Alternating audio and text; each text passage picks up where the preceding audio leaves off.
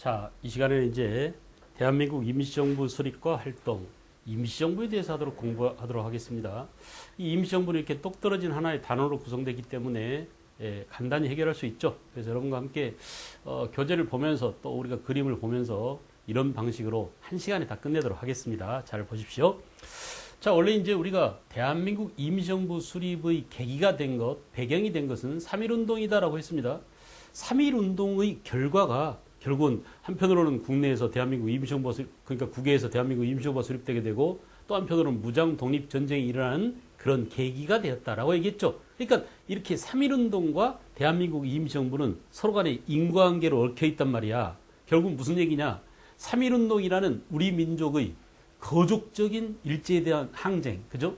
우리 민족이 일본 놈들의 지배를 1910년부터 19년까지 거의 10년 동안 지배를 받고 있으면서 그냥 노예처럼 끌려다니고 개 끌리듯이 태형을 당하고 즉결 심판을 당하고 알겠어요? 토지조사 사업을 당하고 이렇게 그 순환과 수모를 겪으면서도 그냥 가만히 있었던 우리 민족이 갑자기 민족 자결주의 원칙과 그죠? 국내에서의 독립선언에 자극을 받아가지고 고종은 인산날을 계기로 3.1운동이라는 그런 그 화산이 폭발하는 것처럼 전 민족적 항쟁이 터지는 것을 보고 국내 민족운동가들이 또는 민족 지도자들이 자신감을 얻었어요. 그래, 맞아.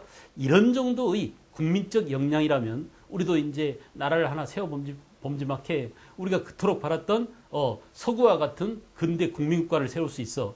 서양 같은 경우는 어떻습니까? 근대 국민국가라는 그런 형식의 국가가 탄생하려면은 시민혁명이라는 어려운 과정을 겪어야 되죠. 근데 우리 역사에서는 시민혁명을 겪지 않고 최초로 이제 이렇게 민주공화제 정부가 수립되었다. 이런 얘기입니다. 결국은 3.1운동이라는 그런, 알겠어요? 아주 뭐랄까, 역동적인 그런 운동이 결국은 우리 민족한테 근대 국민국가라는 국가 탄생을 선물한 셈이라고 볼 수 있겠죠. 그죠? 이렇게 해서 이제 3.1운동을 계기로 해서 국내외에 아주 많은, 우리가 생각하는 것보다 훨씬 더 많은 그런 임시정부가 수립되게 되었습니다. 그러나 우리가 이제 짚고 넘어갈 것은 이미 3.1운동 이전에 1914년에 저 멀리 연해주 어디라고 그랬죠? 블라디보스톡에서, 그죠? 이미 블라디보스톡에 대한광복군 정부라는 정부가 하나 수립된 적이 있었습니다. 그러니까 우리는 3.1운동 이후에 여러 개의 국내외 임시정부가 수립될 준비 작업을 이미 1914년 블라디보스톡 한번 해본 셈이에요. 알겠죠? 이때는 이제 누구냐? 당시 정통령의, 그 당시는 대통령이라고 하지 않고 정통령 그랬습니다. 정통령, 부통령 이렇게 불렀었는데 우리가 또 기억해야 될 사람이 나오죠. 이상설이 정통령으로, 그 다음에 부통령의 이동휘가 부통령, 이렇게 이런 사람들 인물에 대해서 나올 수 있으니까 여러분들이 좀 잘 알아두십시오. 그래서 1914년 연해주에서 블라디보스톡에서 대한광복군 정부가 이미 나중에 3.1운동 이후에 세워진 3.1운동 이후에 세워진 임시정부보다 더 먼저, 그러니까 나중에 세워질 임시정부의 선구적인 그런 역할을 하면서 이미 수립된 임시정부가 하나 있다라는 점 잘 기억하시기 바랍니다. 알겠죠? 그 다음에 이제 3.1운동이라는 이런 그 민족적 대사건이 터진 이후로 국내외에 아주 여러 개의 임시정부들이 세워졌어요. 그래서 아주 대표적인 이제 임시정부가 당시 국내에 있었던 한성정부, 그 다음에 국외에는 대한국민의회, 연해주에 있었죠. 바로 이 대한광복군 정부가 있었던 그곳에 대한국민의회가 1919년 4월 달에 또 세워집니다. 그리고 이제 상하이에 상하이 대한민국 임시정부가 또 세워져. 이렇게 중요한 임시정부들이 있는데 여러분 한번 볼까요? 그림이 이제 나와 있으니까 여러분과 함께 우리 그림을 보도록 하겠어요. 자, 보세요. 서울에 있었던 정부가 한성정부야. 한성정부. 그래서 이 한성정부는 13도 대표 집정관 총재에 이승만을 임명했었고, 그러니까 이승만은 나중에 이 여러 개의 임시정부가 통합돼서 상하이에 대한민국 임시정부라는 오늘 우리가 배우게 될 이 임시정부의 대통령으로 선출되지만 또 한편으로는 뭐야? 자기는 이미 국내에서 13도 대표들이 자기를 그 집정관 총재로 뽑아줬다라고 해가지고 굉장히 의기양양했었습니다. 그래서 이 상하이 임시정부의 대표임에도 불구하고 또 옛날 한성정부의 대표라는 이런 이중적 직함을 가지고 이중 플레이를 했어요. 그러니까 이승만이라는 자를 말이죠. 가만히 잘 분석해 보면 상당히 뭐랄까 우리나라 최초의 건국 초기 대통령이었다라는 것 이외에도 그 이전에 임시정부 때부터 아주 정치적인 그 활동들을 많이 했는데 그 활동이 때로는 비루하고 때로는 야비하고 알겠죠? 그런 구석이 굉장히 많았던 그런 사람입니다. 그래서 우리가 이제 이승만에 대한 평가를 요즘 와서 뭐 다시 하려는 그런 경향들이 많이 있는데 이 우파들이 권력을 잡은 이후로 굉장히 그 역사도 말이죠. 보수 우파적인 그런 입장이 강화되고 오히려 일본의 그 뭐랄까 아베 정권이 극우 정권을 흐르는 것처럼 우리도 이제 보수 정권이 결국은 우파 정권이 10년간 지속하다 보니까 그런 경향들이 나타나는 추세를 볼 수 있는데 우리들이 역사라고 하는 것은 엄정하고 냉정해야 됩니다. 알겠죠? 객관적인 역사를 추구한다는 것은 바로 그런 것들을 의미해요. 물론 역사가 완전히 객관적일 수는 없습니다. 항상 이렇게 주관적인 가치 판단이 개입하기 마련이지만 누가 봐도 알겠죠? 누가 봐도 수긍할 수 있는 그런 객관적 진실이나 사실들은 우리가 역사적인 평가를 거친 그런 사실들은 좌건 우건 간에 우리가 인정해야 될 부분은 인정해야 되겠죠. 그래서 이승만이라는 개인에 대한 그런 그 평가도 많이 이제 교차되고 있는 그런 측면이 있는데 우리가 다시 한번 냉정하게 이 사람을 되돌이켜 볼 필요가 있다 이런 얘기입니다. 그 다음에 국무총리로 이동희를 추대. 여러분 이거 보세요. 이동희 같은 경우도 저기 대한광복군 정부 때 부통령이었는데 또 국내 한성 정부 때 국무총리에 임명되기도 했었다. 오케이. 그래서 이렇게 1919년 4월 달에 한성 정부가 수립됐었고요. 상하이에는 여기서는 이제 그 당시 임시 의정원, 그러니까 지금으로 말하면 국회입니다. 국회의장의 이승만이 선출됐다. 국무총리로. 그죠? 임시 의정원이.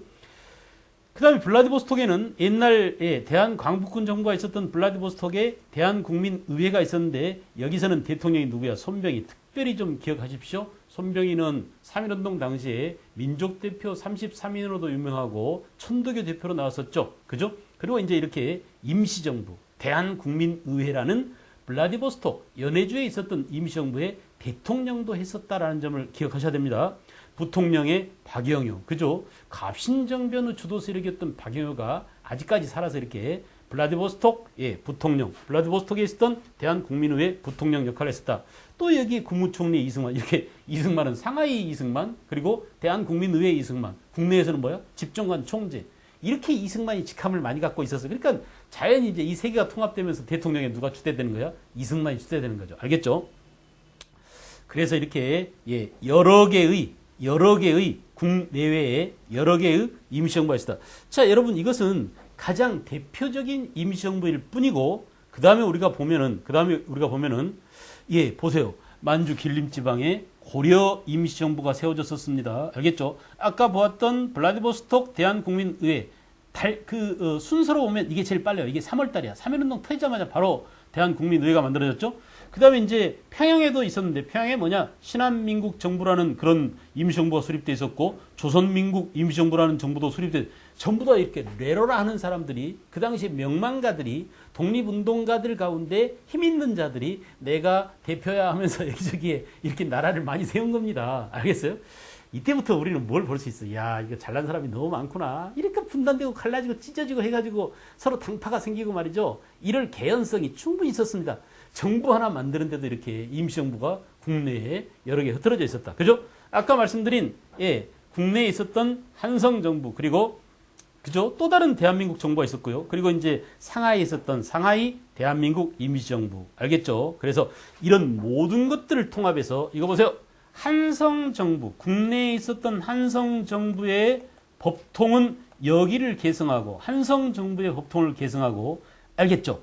그리고 위치는 상하이의 위치를 정하고 알겠어요? 상하이의 위치를 정하고 이렇게 그래서 이제 정통성은 국내의 한성정부 정통성을 계승하고 상하이 임시정부의 거점을 마련하자라고 했습니다. 결국은 이 블라디보스톡에 있었던 대한국민의회파가 좀 반발하겠죠. 근데 여러분 여기에는 이제 상당히 중요한 의미가 있습니다. 주로 이쪽 블라디보스톡이나 이 길림지방 그러니까 북간도 쪽 이쪽에 있는 사람들은 우리가 그 임시정부를 세우려면은 국내와 연결이 순조로운 그러니까 국내와 비교적 가까운 지리적인 위치를 선택해야 된다라는 그런 주장을 하고 있었고 또 하나는 이미 간도 지방에 우리나라 사람들이 얼마나 19세기부터 많이 이주해 왔느냐 우리 이주민들이 많은 동포 사회를 기반으로 해서 임시정부를 수립해야 될 거 아니냐. 이렇게 나름대로 타당한 근거를 갖고 있었는데 제일 중요한 것은 북한도나 연해주 지방 사람들은 주로 뭐라고? 무장 독립 전쟁을 선호하고 있었다라는 거야. 그러니까 이쪽 사람들이 주로 뭐라고? 무장 독립 전쟁론에 기반을 둔 그런 독립운동가들이라면 대표적인 사람이 바로 누구라고요? 이동희, 이상설 이런 사람이죠. 알겠어요? 신채호, 이동희 이런 사람들이 무장 독립투쟁론을 내세운 사람들이고 아니야. 거기는 너무나 불리해. 이미 일본 놈들의 그 세력이 입김이 만주 지방까지 뻗어 있었고요. 또 하나는 뭐냐? 또 하나는 우리가 이제 이 상하이 지역은 이미 서양 여러 나라들이 상하이에 조차지를 많이 얻었어요. 이른바 조계라고 하죠. 그러니까 외교 특구나 마찬가지야. 그래서 일본의 손길이나 그 다른 나라의 손길이 미치지 않는 우리가 옛날에 배웠던 치외복권 지역이 많습니다. 그래서 상하이는 외교 활동을 하기 편리하고 우리가 괜히 이 나라 저 나라 쫓아다니면서 우리나라 독립을 호소할 게 아니라 거기 여러 나라들이 뭐 프랑스, 영국, 미국 알겠어요? 뭐 독일 이런 나라들이 다 상하이에 모여 있는데 그 놈들 사이에 있으면서 외교적으로 독립을 호소하자. 결국은 상하이에다가 이렇게 임시정부를 두자는 사람들은 주로 외교론에 기반을 두고 있었던 누구 같은 사람이에요? 이승만과 같은 사람들이야. 그래서 결국은 뭡니까? 이제 아까도 우리가 봤다시피 국내 한성정부에서도 이승만의 입김이 셌었죠? 상하이 임시정부도 이승만이 국무총리였죠? 또 여기 그 대한국민의회도 이승만이 그 국무총리였잖아요. 이래서 결국은 입김이 센 이승만의 입김이 가장 강하게 작용했습니다. 그래서 뭐냐? 그래서 법통은 국내 한성정부의 법통을 계승하고 위치는 외교 활동을 펼치기 좋은 상하이로 정하고 알겠죠? 그리고 저 무장 독립전쟁을 주장했던 사람들을 흡수한다. 이렇게 해서 결국은 뭐냐? 여기에 통합적인 정부가 상하이에 수립되게 되었다. 이런 얘기입니다. 그래서 이때도 대통령은 이승만, 국무총리는 이동희 이렇게 했어요. 근데 여러분 봐봐요. 이승만은 외교론에 기반을 둔 사람이라면 이동희는 뭐라고요? 무장 독립 전쟁, 알겠어요? 무장 독립 전쟁에 기반을 둔 사람이기 때문에 결국은 뭐냐? 임시정부는 출발하긴 했지만은 출발하자마자 이렇게 갈등의 불씨를 안고 있었다라는 것입니다. 결국은 이제 어때요? 나중에 1925년에 이승만이 결국은 탄핵당하잖아요. 그래 안 그래? 그런 것들의 그런 갈등의 소지가 이미 임시정부 출발부터 있었다. 알겠죠? 다시 정리합니다. 법통은 어디를 계승한다고? 한성정부, 국내의 한성정부를 계승. 위치는 어디에 둔다고? 상하이 임시정부에 대한민국 임시정부 위치를 정하자. 알겠죠? 그리고 저 멀리 대한국민의회는 포섭한다. 알겠어요? 통합한다. 이렇게 해서 대한민국 임시정부가 1919년 4월 달에 어디에서? 상하이에서 통합된 임시정부가 국내에 여러 개 흩어져 있던 통합된 임시정부가 출범하게 되었습니다. 자, 여러분 이제 이렇게 해서 대한민국 임시정부는 어떻게 구성되어 있었느냐? 대통령이 따로 있고요. 그죠? 대통령 이외에 또 뭐냐? 국무원. 이것은 지금의 국회랑 마찬가지로 국회. 그죠? 그리고 이제 임시 의정원이 국회죠. 국회나 마찬가지고 그다음에 국무원이 있었습니다. 국회가 아니고요. 국회나 마찬가지인 의정원과 국무원으로 구성되어 있었다. 특히 국무원이 행정을 담당하는 국무원이고요. 그다음에 의정원은 국회나 마찬가지란 말이에요. 국회. 그래서 국회에 해당되는 의정원 행정을 담당하는 공무원 이외에 법원이 따로 있었어요. 법원이. 그죠? 사법부로서 법원이 따로 있어요. 이렇게 삼권 분립이 갖춰진. 알겠어요? 삼권 분립이 갖춰진. 그러니까 우리가 서양보다 훨씬 늦게 근대 민주공화제 정부를 출범을 시켰지만 갖출 건 다 갖춘 대통령도 있어요. 국무총리도 있어요. 알겠어요? 그 다음 또 뭐도 있다고? 입법, 행정, 사법부가 분립된 삼권 분립 원칙에 의해서 구성된 대한민국 임시정부다 이겁니다. 알겠죠? 여러분 이제 이 삼권 분립 같은 경우 권력의 분립이라는 것은 결국 뭐야? 민주주의에 있어서 가장 중요한 하나의 요소라고 볼 수 있죠. 저 멀리 그 몽테스키에 같은 사람이 이렇게 삼권 분립 이론을 주장하고 알겠어요? 그 삼권 분립이 실현된 그런 대한민국 임시정부가 출범하고 있었다. 특히 그 가운데 자, 연통제는 뭐냐? 여러분 봐봐. 임시정부가 지금 국내에 있다고요. 상하이에 있다고요. 상하이에 있다고 그랬죠. 상하이라는 먼 곳에 떨어져 있다 보니까 이게 단점이에요. 알겠죠? 상하이에 있다 보니까 국내와 상하이에 있는 임시정부를 연락할 조직망이 필요해. 그래서 임시정부에서 어떤 결정사항이 내려지거나 그러면 국내에다가 일일이 전국에 연락을 하려면 국내 조직망이 있어야 되겠죠. 그래서 요즘으로 말하면 군, 면 이런 것들을 만들었단 말이에요. 그게 연통제예요. 알겠어요? 그래서 임시정부와 국내를 연결하는 연락망, 조직망, 행정조직망이다 이렇게 보면 돼요. 알겠죠? 그래서 내무부 소속의 연통제를 두고 각 도마다 독판을 군에는 군감, 면에는 면감 이렇게 책임자를 두고 임시정부에 연락상을 전달합니다. 언제까지 좀 군자금 좀 보내라. 임시정부에서 뭐년 뭘 뭐시에 뭐 하기로 했으니까 대표를 파견해라. 이런 식으로 국내와 임시정부를 연락하는 연락사무를 누가요? 조직을 연락 조직을 연통제라고 했다. 또 이렇게 연락 사무를 담당하는 통신을 담당하는 교통국이 또 따로 있었습니다. 아시겠죠? 그 다음에 이제 그 총사부는 대개 군사적인 업무를 담당했는데요. 참모본부와 총사령부가 있었고 광복군이 군사 조직을 맡고 있었다. 오케이. 그 다음에 이제 국회에 해당되는 의정원이 있었고요. 그 다음에 보세요. 중앙의정원과 또 국무원, 법원 이렇게 삼권 분립이 이루어져 있었고 지방은 이게 이제 국내에 있는 겁니다. 국내에 그죠? 이게 이제 상하이에 있는 거죠. 상하이. 그래서 국내에 있는 곳은 연통제로 연결하고 있었다. 교통국은 통신 또 정보 수집, 분석, 교환을 하는 그런 정부 조직표입니다. 알겠어요? 그래서 이렇게 대한민국 임시정부의 정부 조직표를 보고 임시정부의 구성을 살펴봤습니다. 임정 요인들이 쫙 나와 있는데 너무 얼굴이 작게 나와서 여러분들이 일일이 구분하기 힘들 겁니다. 그 다음에 이제 임시정부의 활동 내용입니다. 오늘 우리가 배울 내용이 임시정부의 활동이죠. 어떻게 수립됐느냐? 여러 개의 임시정부가 통합되어져서 상하이에 대한민국 임시정부가 출범했다. 근데 정부는 어떻게 구성되어 있느냐? 상권 분립이 된 상태로 구성되어 있었고 특별히 연통제와 또 교통국을 알아두자. 됐습니까? 그리고 임시정부는 어떤 활동을 했느냐? 이런 얘기입니다. 자, 그래서 교통국이나 연통제를 통해서 뭘 했다고요? 군자금을 모금했다. 우리는 이제 3.1운동 이후에 뭘 확인했다고? 그렇습니다. 우리도 장기적으로 독립을 준비하자. 독립을 준비하기 위해서는 자금이 있어야 하잖아요. 그래야 독립가들을 양성하고 교육을 시키고 군대를 키우고 여기에 막대한 돈이 들어간단 말이에요. 그래서 결국 군자금 모금을 임시정부가 담당했습니다. 국내에서 돈을 모아가지고 상하이로 임시정부로 보내야 되는데 그런 일들을 연통제가 맡았다. 교통통신은 교통국에서 맡았다. 그죠? 특별히 우리가 기억해야 될 게 이륙양행이라는 만주 단둥에 있었습니다. 이륙양행. 알겠어요? 신우주 건너편에. 그죠?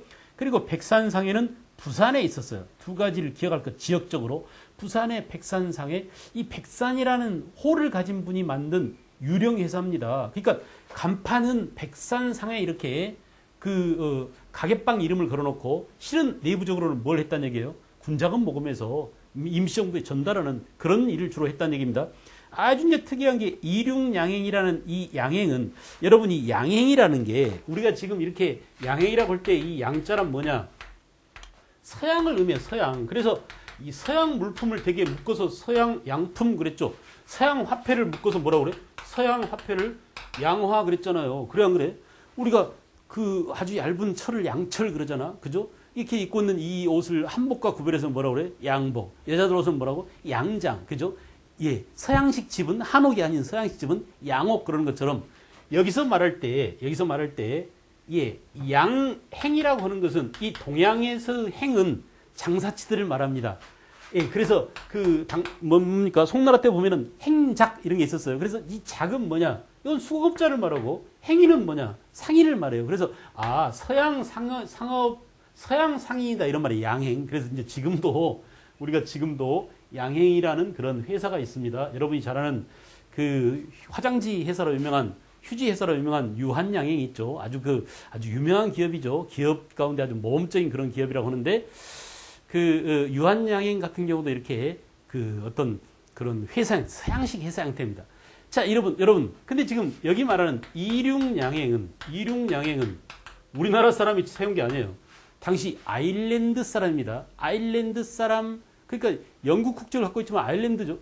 그 당시 이제 아일랜드도 말이에요. 우리나라처럼 우리가 일본의 지배를 받고 있는 것처럼 영국은 식민지로 했잖아. 그래서 아일랜드 독립운동을 하는데 그 사람이 우리나라의 사정을 보고 굉장히 깊은 공감대를 느끼고 우리를 도와주려고 노력을 많이 합니다. 그래서 이름이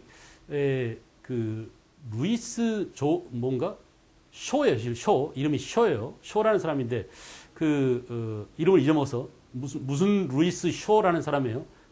근데 이 사람이 만든 그 회사가 이륙양행이야. 그래가지고 이제 그 이륙양행 건물 2층을 임시정부한테, 김구한테 빌려줘가지고 거기서 되게 우리가 간첩 스파이 행위를 하고 이렇게 할 수 있도록 그 길을 열어줬어요. 이 사람이 아일랜드계 사람이니까 일본 놈들이 마음대로 검문이나 수색을 못 합니다. 알겠어요? 치해복권의 그런 그 아마 그 영향하에 있었던 모양이죠. 이렇게 해서 우리를 도와준, 알겠죠?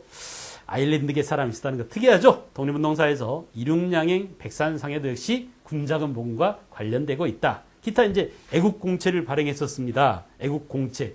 야, 지금 우리가 독립을 해야 되는데 돈이 없다. 그러니 너네들 나라한테 돈을 좀 빌려주련 나중에 독립되면 갚아줄게 해가지고, 예, 하와이에 있는 교민이랄지, 하와이 교민들이 이제 사탕수수 농장에, 알겠어요? 많이 끌려가고 있었는데, 거기서도 그냥 그 피땀 흘려 번 돈을 나라가 독립이 될 수 있도록 저도 몇 달러 보태겠습니다. 이렇게 해가지고 돈을 보낸 사람들이 많았습니다. 애국공채죠. 의연금을 내기도 하고 애국공채를 보내기도 하고. 이 애국공채를 보낸 사람 가운데 이걸 다시 이제 환급받은 사람이 몇 명 있어요. 내가 그 어떤 기사에서 봤는데 한 50 몇 명인가가 이미 환급을 받아갔습니다. 그 당시에 뭐 100달러, 500달러 이렇게 그 공채를 사가지고요. 그 어떤 분이 1997년도에 신문 기사에 나온 거 보니까 그 당시에 310원인가를 공채를 샀어요. 그 당시 돈으로 310원이면 꽤 큰 돈이죠.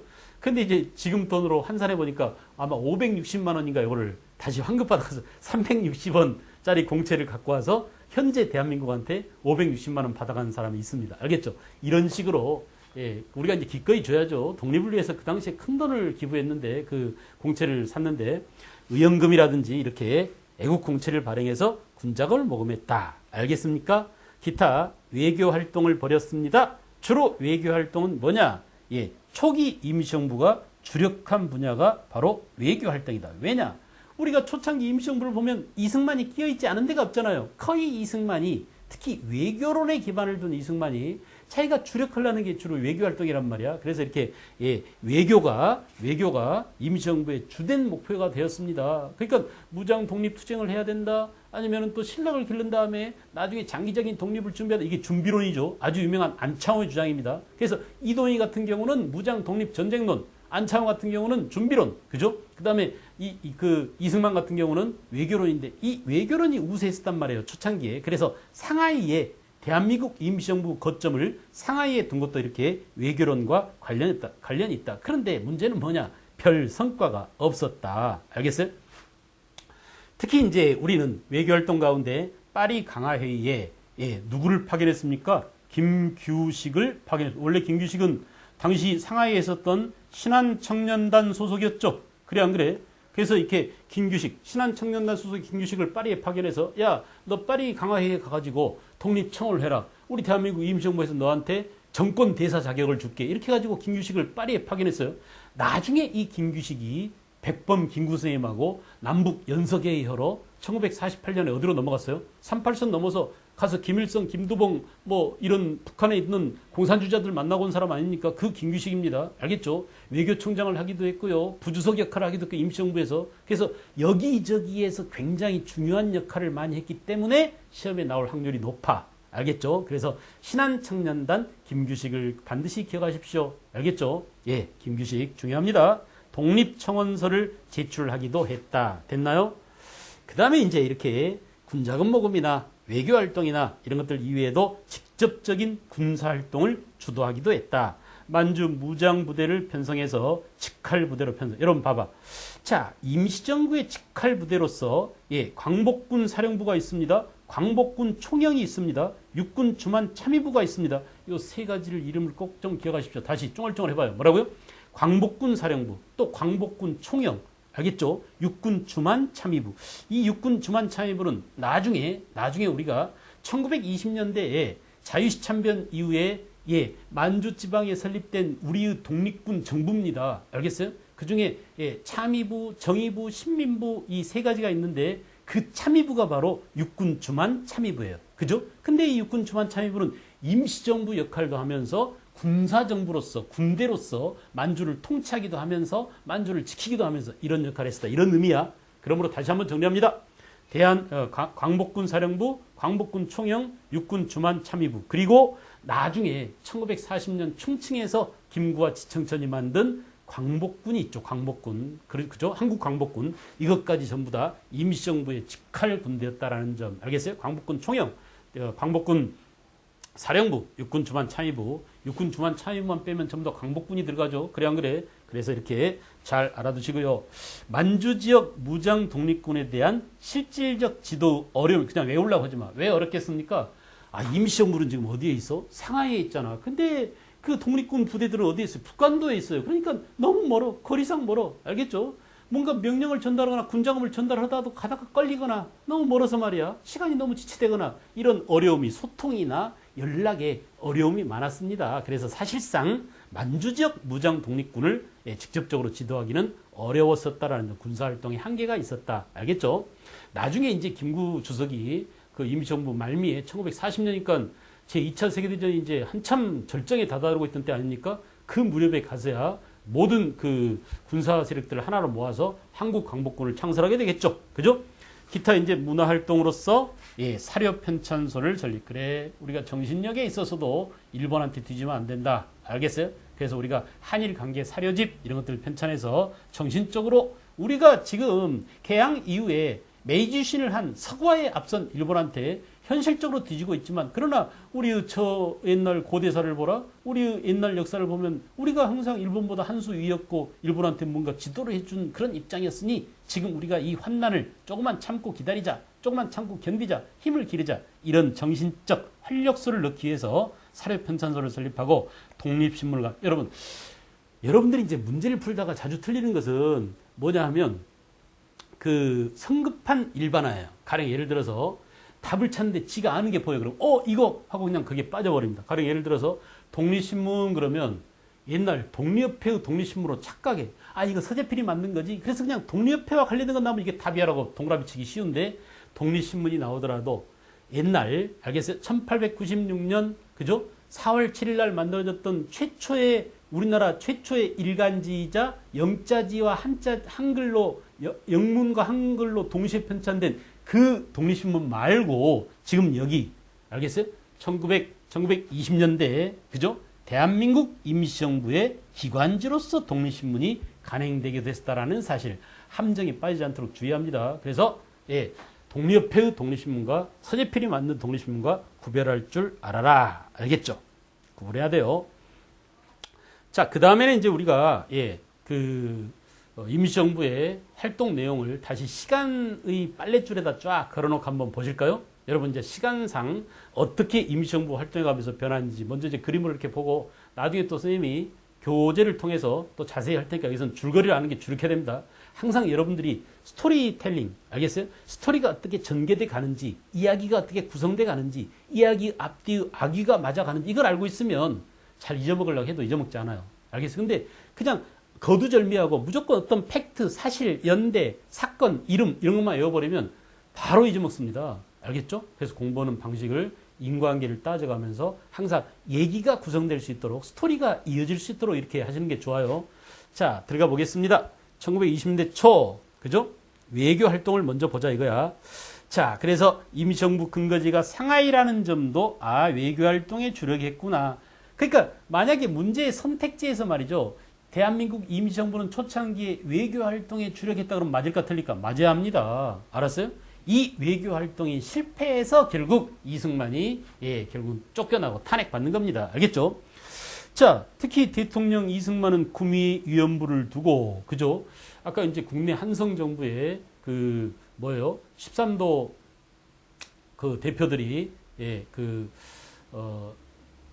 이승만을 총재로 임명했는데 그때 벌써 이제 구미 위원부를 두고 알았어 내가 이 미국에 가서 하와이에 가서 미국의 원조를 받아낼게요 이렇게 이승만이 뻥을 많이 치고 다녔어요. 그래서 구미 위원부를 두고 거기서 이제 돈을 엄청나게 모집합니다. 알겠죠? 하와이라든지 특히 이제 그 당시 주로 돈줄이 국내에서 군자금 모금하는 것도 있지만은 주로 필라델피아라든지 또는 멕시코라든지 하와이라든지 이렇게 미주 지역에서 걷어들이는 돈이 많은데 이 돈을 거의 이승만이 혼자 독점해 썼어요. 외교활동 한답시고. 알겠죠? 그러니까 이 자식이 말이야 만주나 그죠? 또 연해주나 이런 등지에서 칼바람 맞아가면서 피 흘려가면서 독립운동하고 김구선 같은 경우는 실전 독립운동을 주도했던 사람 아닙니까?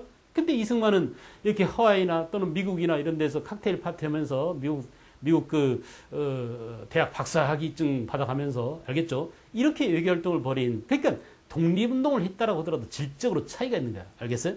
그래서 이렇게 초창기에는 20대 초에는 외교 활동이 우세했었다.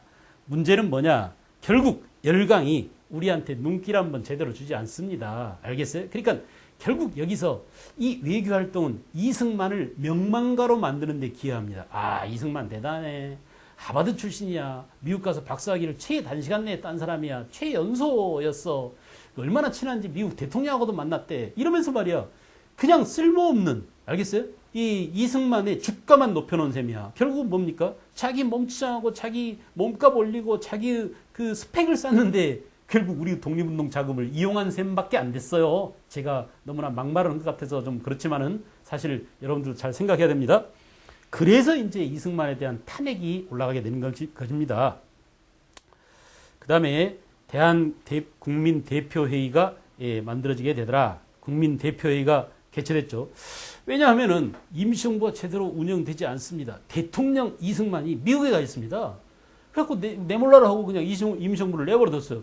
그리고 뭐라고 그래? 이 구미위원부 활동. 그러니까 옛날 한성정부 시절에 만들었던 구미위원부의 대표로서 나는 또 그리고 옛날 한성정부의 총재야. 그러면서 마치 지가 국부라고 해서 벌써부터 임금처럼 행세하고 있는 겁니다. 알겠죠? 이러면서 말이죠. 전혀 임시정부의 의정원에 이미 임시 의정원 해가지고 국회가 있잖아. 근데 그 국회에서 결정된 의결사항을 그 나몰라라 하고 말이죠. 거들떠 보지도 않고 그런 경향이 비일비재했습니다. 돈도 지가 걷어서 그냥 임시정부 대통령 이름으로 돈 걷어가지고 지가 그쪽에서 그냥 다 써버리고 이런 일들이 많았단 말이에요.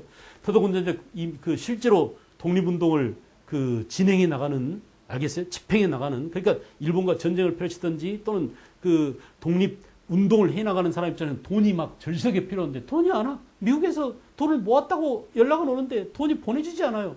그게 알고 보니까 이승만이 그쪽에 다 혼자 쓰고 있는 거란 말이에요. 알겠어요? 더구나 국내와 임시정부를 연결하는 연락 그 조직이 뭐라고 그랬죠? 연통제라고 그랬죠. 이 연통제 조직이 1921년에 일본 놈들한테 발각이 되고 맙니다. 그래서 그나마 국내에서 올라온 돈줄도 끊어져 버렸어요. 그러니 이제 임시정부가 완전히 그냥 뭐가 안 되는 거야? 피돌기가 안 되는 겁니다. 결국 돈이 돌아야 한 나라의 경제가 살잖아요. 비록 임시정부지만 임시정부 돈이 필요하고 자금이 필요한데 이 자금이 돌지 않으니까 문제가 심각해졌어요. 그래서 도산 안창호 선생이 안 되겠다. 우리 다 모이자 해가지고 국민대표회의를 열도록 했습니다. 한 100명 정도 국내 대표들이 독립운동가들이 모였다고 합니다. 그래서 이제 이 자리에서 뭘 논의했느냐. 야, 우리가 지금 이 쓸모없는 외교론, 돈만 팡팡 쓰고 아무런 효과도 없는, 그리고 열강들이 외면해서 우리한테 눈길 한번 제대로 주지 않는 이런 외교론에 계속 우존하고 있어야 될 것인지, 이승만 저런 말만 믿고 있어야 될 것인지, 아니면 정말 우리가 손에 총칼 들고 직접 싸워서 독립을 쟁취할 것인지, 이렇게 무장투쟁론 대 외교론의 대립이 아주 심각해졌어요. 알겠어요? 그래서 야, 이따 임시정부 차라리 그냥 없애버리자. 차라리 없애고 다시 해처모해서 새로 만들자라고 창조파는 완전히 그냥 폭파해버리고 새로 만들자, 그런 의미야. 그래서 기존의 임시정부를 외교론에 치중하고 이승만이 주도적으로 끌고 나가면서 아무 의미도 없는 이런 임시정부를 해체시켜버리자. 즉 외교론에 기반을 둔 임시정부를 해체시켜버리자라고 했던 사람을 뭐라고? 창조파라고 한다 이거야. 알겠어요? 그런데 야야야, 그게 무슨 소리냐. 우리가 어떻게 3.1운동 때 그 민중들의 의지를 모아서 겨우겨우 임시정부 하나 차려놨는데 여러 개의 임시정부를 하나로 통합했는데 또 깨자니 이게 말이 되냐. 있는 거 잘 리모델링해서 쓰자. 이렇게 리모델링파, 이걸 뭐라고? 개조파라고 그래. 알겠어요? 그래서 있는 정부를 좀 실용적으로 개편하자, 이런 의미겠죠. 이와 같이, 자 여러분 잘 봐요. 이 말이 잘 나옵니다. 연대 1923년 어디에서? 국민대표회의에서 하나는 쟁점이 뭐라고요? 무장투쟁이 우선이냐 외교론이 우선이냐, 요 문제를 갖고 첨예하게 대립했었고, 결국은 이 문제에 대한 결말이 안 나니까 야, 이따 임시정부 차라리 없애버리자. 뭐요? 창조파. 그죠? 아니야, 있는 거라도 잘 살려야 돼. 뭐라고? 개조파. 이렇게 또 다른 갈등이 야기되고 있었다. 이해했어요? 이 부분을 되게 어려워하는 경향이 있으니까 여러분들이 잘 파악하셔야 됩니다. 충분히 이해가 됐겠죠? 그래서 이제 20대 중반이 되면은 임시정부 안에 이렇게 내분과 갈등이 생기면 어때요? 임시정부가 제대로 굴러가지 않습니다. 에이, 난 싫어, 이 새끼들아. 난 나갈래 해가지고 벌써 사회주의계 몇 명은 말이죠. 빠져나가버리고 무장 투쟁론자들도 일부는 또 떨어져 나가고, 알겠어요? 이러다 보니까 임시정부가 크게 침체되게 된다. 여러분, 이렇게 임시정부가 그냥 가라앉았을 때 안 되겠다 이거 여기서 어떻게 돌파를 하지? 이 난관을 어떻게 옛날 3.1운동 때의 그 열망을 우리의 의지를 우리 민중들의 열정을 다시 한번 어떻게 끌어모을까라고 고민했던 사람이 바로 누구예요? 그 백범 김구성이죠. 이거 보세요. 무장투쟁파들이 이탈해가고 이승만 대통령이 탄핵받습니다. 1925년에 알겠어요? 이승만이 임시정부 때 벌써 대통령 탄핵이 있었습니다. 그런 다음에 이제 임정 유지파에 의해서 겨우겨우 이름만 유지돼 가고 있었는데, 이때 이제 김구선생이 뭘 만들었어요? 한인 애국단을 만들었습니다. 알겠죠? 한인 애국. 안 되겠다. 뭔가 이벤트를 보여줘야 돼. 아주 임팩트가 있는 이벤트가 필요해. 국민들의 이목을 집중할. 그래서 우리 임시정부가 뭔가 큰일을 하나 해내야 돼. 라는 그런 취지로 한인 애국단을 만들었죠. 그래서 김구가 조직한 이 애국단에 의해서 무슨 일이 벌어졌어요? 이봉창의 천왕궁 폭발 사건, 폭탄 투척 사건, 그죠?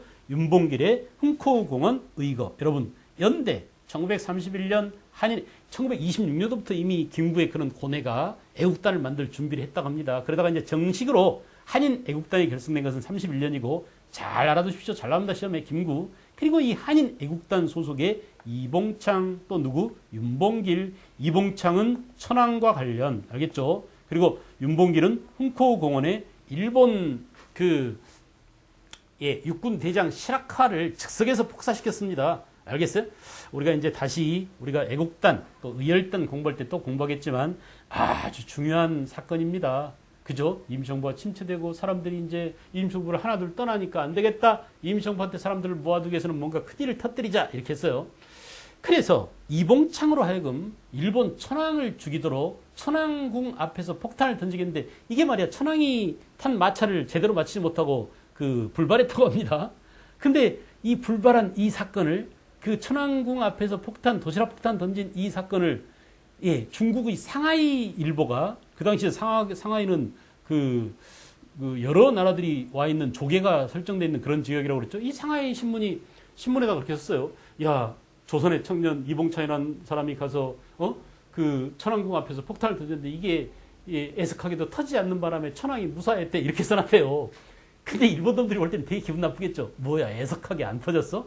그럼 새끼들아, 상하이 너네들은 말이야, 천황이 죽었으면 좋겠어? 폭탄이 터졌으면 좋겠어? 이런 뉘앙스 안 하면서 일본 이제 그동안, 그죠? 중국에 대해서 앙심을 품고 있던 일본이 드디어 중국 상하이를 쳐들어왔습니다. 알겠어요?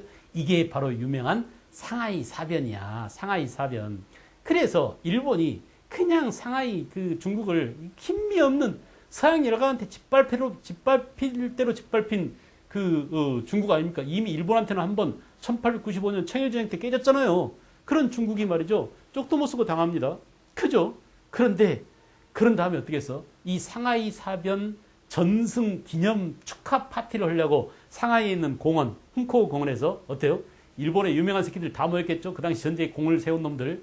그런데 여기에 누가 나타났어요? 우리의 윤봉길, 김구의 밀명을 받은 윤봉길 의사가 역시 폭탄을 식장 위에 던져가지고 그냥 거기 있는 놈들, 가장 두목급들 거의 다 죽고, 그죠? 몇 명 또 부상당하고 이렇게 해가지고 그 중국 사람들이, 특히 그 당시 중국의 장제스 총통이, 야, 정말 우리 중국 군인 100만 명이 하지 못한 일을 조선 청년 한 사람이 해냈다라고 그냥 얼마나 극찬했는지 모른다고 그래요. 그러니까 1931년도부터 이른바 만보산 사건이라고 해가지고 중국하고 우리하고 사이가 굉장히 안 좋아졌습니다. 특히 만주에서 물길 때문에 서로 물을 자기 논에 대려고 농부들끼리 싸우다가 민족 감정으로 번졌어요. 그래가지고 이 만보산 사건 이후로 사이가 안 좋았었는데, 흥코우 공원, 윤봉길 의사의 흥코우 공원 폭탄 투척 사건, 사라카와 대장 폭사 사건 이후로 중국이 우리를 좋아하게 됐습니다. 다시. 알겠죠? 그래서 이제 장제스 총통이 우리한테 무기도 대주고 군복도 대주고 군자금도 대주고, 알겠어요? 또 여러 가지 임시정부가 활동할 수 있는 여러 가지 우호적인 여건들을 많이 만들어줬다고 합니다. 알겠죠? 혹자는 김구의 이런 한인 애국단의 행위를 테러 활동이다. 그래서 김구를 테러리스트다라고 이렇게 얘기하는데, 테러리즘이라고 하는 것은 무차별하게 양민을 학살했을 때 말합니다. 9.11처럼 말이죠. 그죠? 9.11처럼 아무 죄 없고 내가 왜 죽어야 하는지 아무 의미도 없이 그렇게 죽어가게 만드는 것이야말로 테러고, 우리는 어때요? 우리는 분명하게 죽일 대상과 죽여야 될 장소와 이런 것들이 선정돼 있었어요. 저 조선 침략에 앞장섰던 이토 히로부미를 죽여라, 안중근, 이런 것들은 뭐예요? 안중근을 우리가 테러리스트라고 하지 않잖아요. 그래 일본 놈들이야 안중근을 테러리스트라고 할 수 있을지 모르지만 우리가 그래서는 안 됩니다. 알겠어요? 그래서 우리는 뭐예요? 의사 열사 칭호를 붙여주는 겁니다. 테러 활동이 아니라 우리는 전쟁을 했었다. 우리가 죽여야 될 적을 상대로 광복군 소속의 군인으로서 또는 의열단 소속의 단원으로서 아니면 한인 애국단 소속의 군인으로서 군인이 군인을 죽였다, 이거야. 이거는 테러가 아니라 전쟁이다. 알았어요? 그래서 우리가 이 한국 근현대사를 배울 때도 이 단원을 무장 독립 투쟁 안에 집어넣고 배우는 겁니다. 아시겠죠? 그 다음에 이거 보십시오. 김구 선생과 윤봉길 의사. 참, 보세요. 아주 두 분이 태극기를 가운데 두고 비장하게 마치 이렇게 사이좋은 아버지 아들처럼 이렇게 앉아있죠. 형제처럼이라고도 할 수 있고요. 그죠? 그런데 우리가 이제 오사마 빈 라덴이나 아프가니스탄이나, 그죠? 또는 이란이나 또는 이라크나 이런 지역에서의 테러 활동, 그야말로 테러 활동을 하는 사람들을 보면은 뭔가 좀, 의연하지 못합니다. 그러니까 얼굴에 복면을 쓰고 총칼을 탁 들고 수류탄을 들고 이렇게 사진을 찍어도 자기 얼굴을 내놓지 못해요. 왜? 떳떳하지 못해. 당당하지 못해. 알겠어요? 적을 싸우기 위해서 적진에 홀로 들어가면서 적과 싸우는 게 아니라 그냥 무고한 양민을 희생시키기 때문에 당당하지 못함이 있는 거예요. 그러나 우리는 어때요? 우리는 전쟁을 갑니다. 내가 한번 죽을 거 뻔히 알아요. 내가 폭탄 던지다 잡혀서 죽든지 같이 터져 죽든지 이렇게 자기 한 목숨 내놓고 싸우러 가는 이 사람들의 얼굴을 봐봐. 얼마나 의연한지, 얼마나 해맑은지. 알겠어요? 이봉창 의사도 똑같이 이렇게, 아마 폭탄인 것 같아요. 들고 태극기 앞에서 나 선언문이죠. 여기에 선언문이라고 써있네요. 선언문을 탁 이렇게 내놓고 아주 웃으면서, 이혜진 좀 닮았군요. 이봉창 의사가 좀 기분 나쁠 것 같아. 이혜진이 기분 나쁠까? 하여간 이렇게, 유혜진이죠. 유혜진. 기분 나쁠 것 같아요. 하여간 이렇게 해맑은 모습으로 하고 있다는 얘기는 뭐냐? 그 당시 누구야? 아리랑을 쓴 사람이 이제 그런 얘기를 했습니다. 독립운동가들이 보면은 그렇게 사진 찍기를 좋아하고 해맑은 표정을 짓고 자기 한 목숨 나라를 위해서 던지는 것을 굉장히 자랑스러워했다는데, 우리가 여러 말 할 것도 없이 그림만 봐도 이분들이 얼마나 당당하고 자랑스럽게 조국과 민족의 앞날을 위해서 자기 한 몸을 던지고 있는지를 볼 수 있죠. 그런데 여러분, 이분들이 자랑할 만큼 여러분들이 그렇게 살고 있습니까? 예, 이런 조상들 덕분에 우리가 그나마 이제 이렇게 잘 사는 나라, 좋은 나라를 많이 만들고 해방을 맞이하고 그나마 나라가 발전됐지만, 제가 볼 때는 지금 이분들한테 너무나 큰 빚을 지고 있지 않느냐라는 생각이 듭니다. 알겠죠? 그 다음에 결국은 뭐냐? 1930년대 후반, 여러분 1931년 뭐가 일어났어요? 만주가 쑥대밭이 됐습니다. 일본 놈들이 만주를 다 차지했잖아요. 그래 안 그래? 그리고 1937년 다시 이제 중일 전쟁이 일어나게 되고, 결국은 뭐냐? 결국 만주에 있던 우리 군대도 거의 다 철수, 김일성 부대, 동북 항일 연군만 빼고 전부 다 중국 관내로 철수했어요. 그러는 가운데 어때요?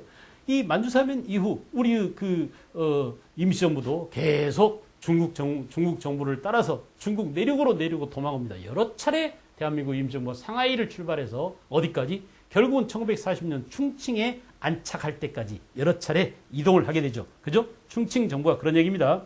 1937년 중일전쟁으로 결국은 임시정부 중심지를 충칭으로 이동하고, 그죠? 이동하고, 결국은 1940년 지금까지 흩어져 있던 여러 군사단체를 하나로 묶어서 지청천, 그죠? 김구, 지청천, 이런 분들이 중심이 돼서 광복군을 창설하게 되었다. 이제 광복군이 임시정부의 주력 군대가 된 것, 정식 군대가 된 것입니다.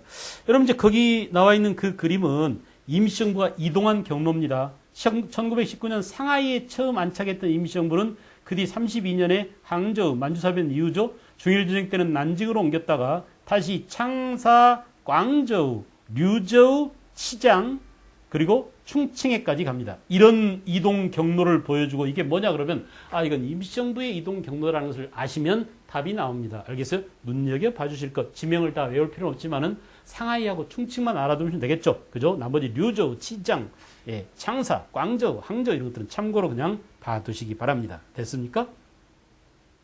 한국 광복군을 창설한 지청천. 여러분 봐봐요. 광복군 때만 하더라도 이제 어때? 무기 체계가 상당히 향상됐습니다. 기관단총까지 이렇게 있어요. 그죠? 기관총 2정이 있고요. 그 다음에 이 사람들 봐봐. 한국 광복군 굉장히 그 좀 질서 정연했죠. 모자라든지 군복이라든지 이런 것들이 통일성이 있습니다. 이게 바로 뭐냐? 결국은 중국 장제스 정부의 그 지원을 많이 받았다. 지원을 받은 만큼 또 여러 가지 작전 통제권 이런 것들에 있어서 제한을 받기도 했습니다. 나중에 이게 또 문제가 되죠. 군사 문제가.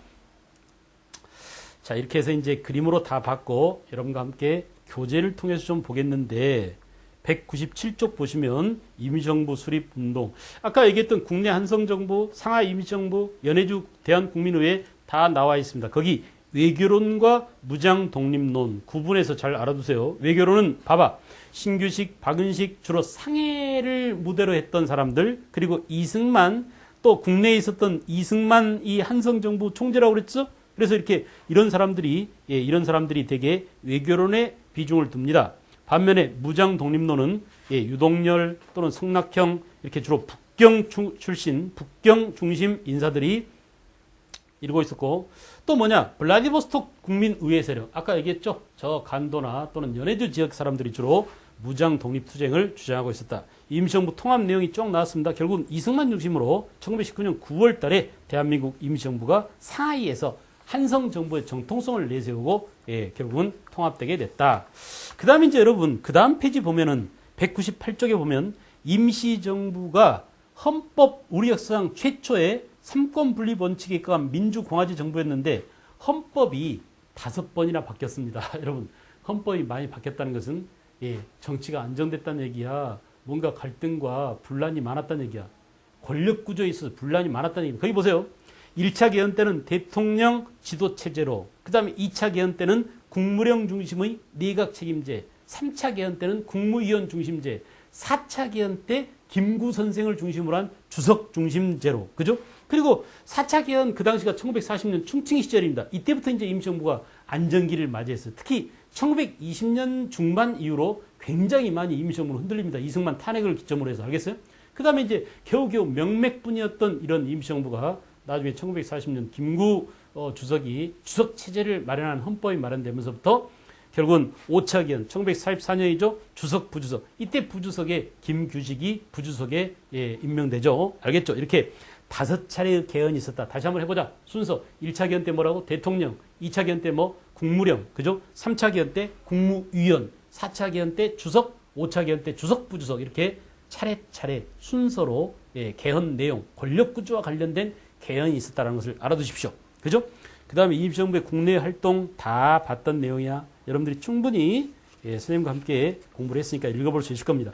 그 다음에 임시정부 실현과 재정비, 이 국민대표회의를 특별히 좀 잘 알아두세요. 알겠죠? 그래서 국민대표회의가 1923년에 소집됐다. 그건 뭐냐? 임시정부가 그동안에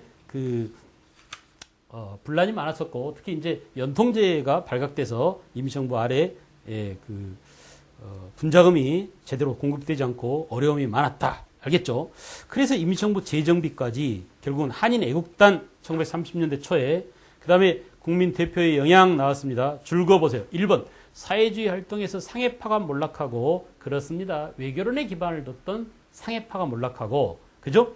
이루크축파가 부상하는 계기가 되겠다. 무장투쟁론에 근거를 뒀던 그런 연해주파가 부상하게 됐습니다. 대표회의가 결렬된 뒤에 이승만, 이동희, 안창호 등으로 대표되는 인물이 퇴진하고 대신 김구, 그러니까 이론을 내세우던 이승만은 뭐라고요? 외교론. 이동희는 뭐라고? 무장투쟁론 이론이죠. 그 다음에 안창호는 뭐야? 준비론, 독립준비론이죠. 실력을 길러야 된다라는 얘기입니다. 이런 사람들이 퇴진하고, 야, 그거 말고 실제로 독립운동을 현장에서 지도하는 현장 지도형 누구야? 김구 선생이, 알겠어요? 김구가 이론보다는 투쟁 노선을 걷던 세력이 임시정부를 장악했다. 무슨 말인지 알겠죠? 그 다음에 이제 독립운동 방법론을 둘러싸고 만주, 연해주 독립운동 기지를 중심으로 하는 독립전쟁론과 초기 임시정부를 중심으로 하는 외교론, 그 다음에 독립운동을 위한 실력 양성을 하자라는 안창호의 준비론, 이렇게 갈라졌다. 이 구분을 좀 해두십시오. 알겠죠?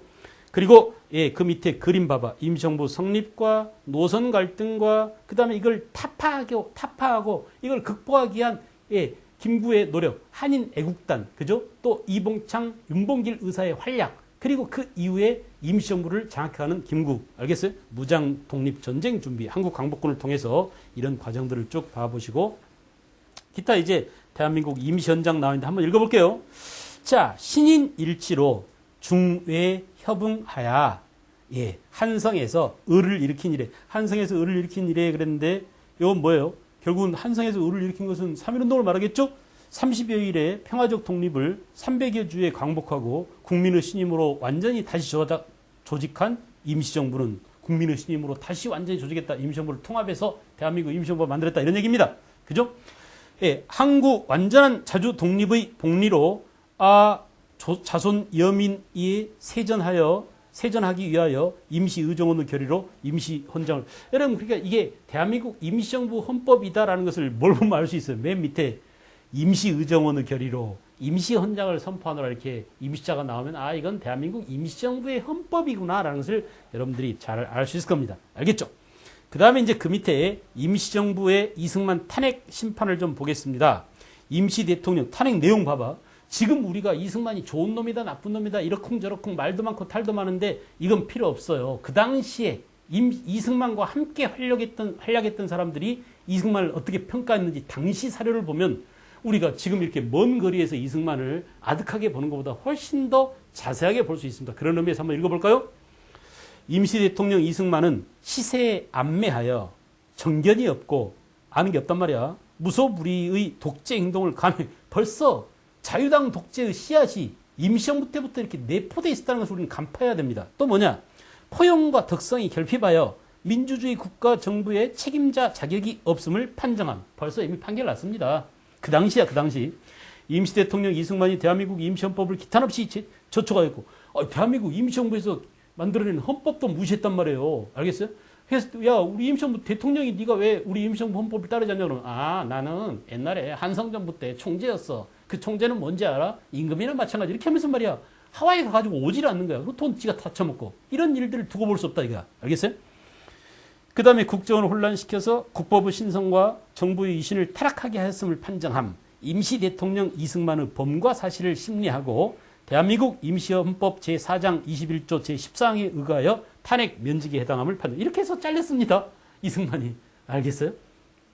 그 다음에 그 밑에 이승만의 범죄 사실이 1, 2, 3, 4, 5번 쫙 나와 있는데 맨 4번 밑에 볼까요? 제가 거짓말한 게 아니야. 봐봐요. 이승만은 미주에 앉아서 구미위원부로 하여금 재미동포 인구세 세금 걷었어요. 정부 후원금과 공채표 발행금. 그러니까 국가가 돈 갚아줄게, 돈 좀 빌려줄래 이렇게 돈 빌렸단 말이야. 이것 등을 전부 수합하여 지가 지 마음대로 처리하고 정부의 재정 보고서를 제출하지 않아서 재정이 어느 정도까지 달했는지 알 수도 없다 이거야. 15만 달러를 모금해 놓고, 알겠어요? 그 당시에 모금액이 15만 달러래. 근데 임시정부에 보낸 것은 얼마냐? 16,000달러. 10분의 1밖에 보내지 않았다. 이 나쁜 놈 아닙니까 이거? 그래 안 그래? 그러고 저는 맨날 칵테일 파티하고 말이야. 프란체스카 여사 만나가지고 연애지라고 했을 거 아닙니까? 알겠어요? 예, 이렇게 해서 우리는 이제 임시정부를 쫙 봤습니다. 임시정부가 단일 항목이니까 여기서 끝내고 다음 시간부터는 이제 무장 독립 전쟁사를 또 여러분과 함께 들어가도록 하겠습니다. 수고했어요.